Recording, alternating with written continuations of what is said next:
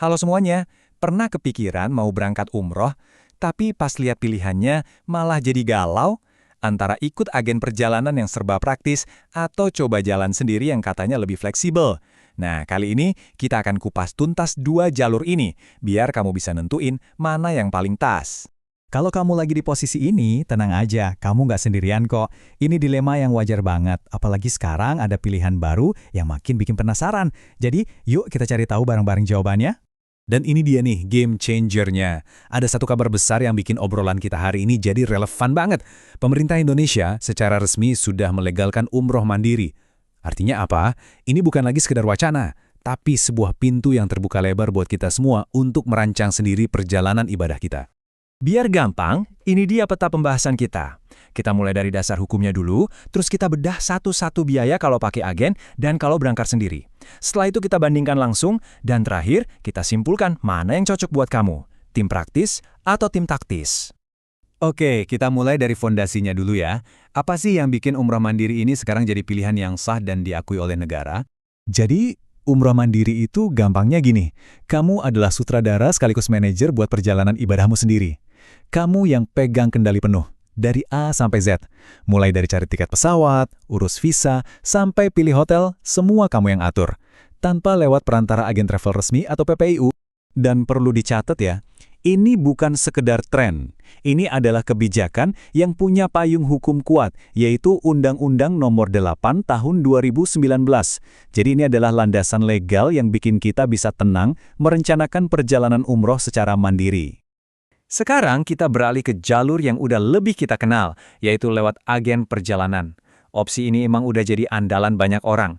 Tapi yuk kita lihat lagi berapa sih kisaran biayanya sekarang dan apa aja yang kita dapat. Nah, sebelum bahas harga paket, ada satu angka penting yang perlu kita tahu, 23 juta rupiah. Tapi tunggu dulu, ini bukan harga jual ya. Ini adalah harga referensi minimum dari Kemenak. Tujuannya simpel, untuk melindungi kita sebagai jamaah dari travel nakal yang nawarin harga kelewat murah tapi fasilitasnya nggak jelas.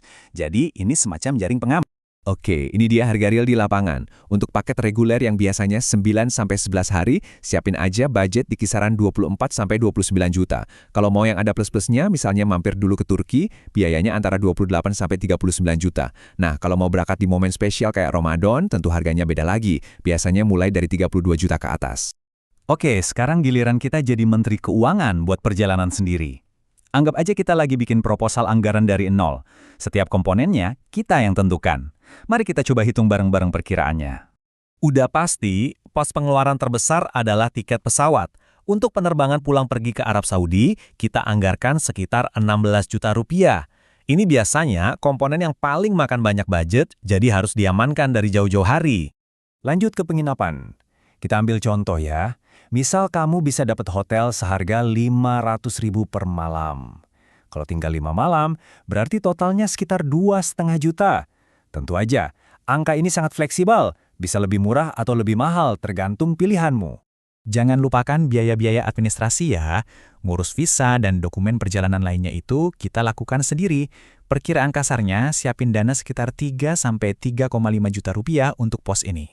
Nah, pas udah sampai di Tanah Suci, kita kan butuh ongkos buat transportasi antar kota dan juga buat makan sehari-hari.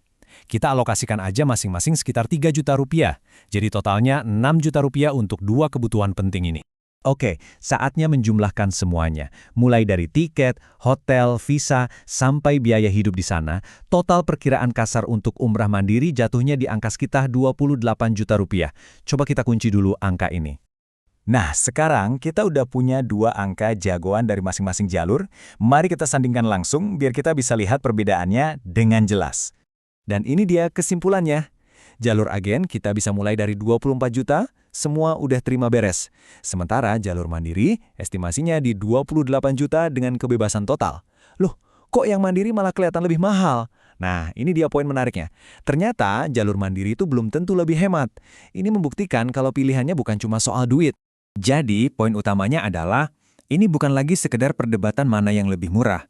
Ini tentang pendekatan mana yang paling klik sama gaya, kepribadian, dan kebutuhan kamu. Pertanyaan ini nih yang membawa kita ke inti masalahnya.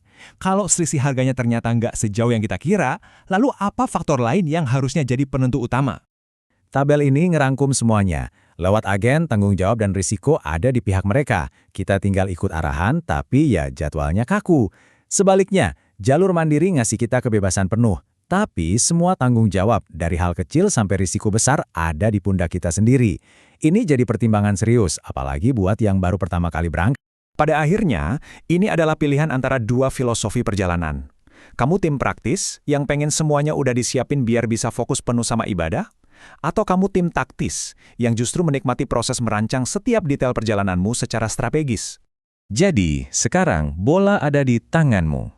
Kamu lebih condong ke tim praktis yang mengutamakan kenyamanan atau tim taktis yang suka tantangan dan fleksibilitas? Tidak ada jawaban yang benar atau salah di sini. Pilihan terbaik adalah yang paling sesuai dengan niat dan kenyamananmu dalam menempuh perjalanan spiritual ini.